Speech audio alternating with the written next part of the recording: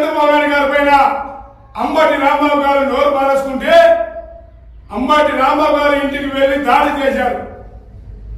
మరి కొంతమంది ఉమ్మడి అనంతపురం జిల్లాలో ఉన్నటువంటి కొంతమంది ఎమ్మెల్యేలు వారి అనుచరులు సైతం మీడియా ముందుకు వచ్చి చెప్పులు చూపించి రాజ్యాంగాన్ని అవహేళన చేసే విధంగా మాట్లాడినటువంటి సందర్భం మీ అందరికీ తెలుసు.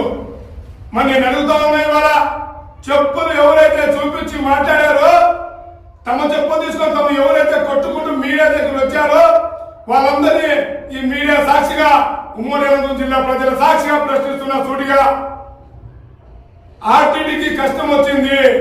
మరి ఆర్టీడీ యొక్క ఎఫ్సిఆర్ నిధులను విడుదల చేయకుండా హోల్లో పెట్టినటువంటి కేంద్ర ప్రభుత్వానికి ఎందుకు మీడియా ముందుకు వచ్చి మీరు ఇవాళ చెప్పులు చూపించట్లేదని కూడా ఈ సందర్భంగా నేను ప్రశ్నిస్తున్నా.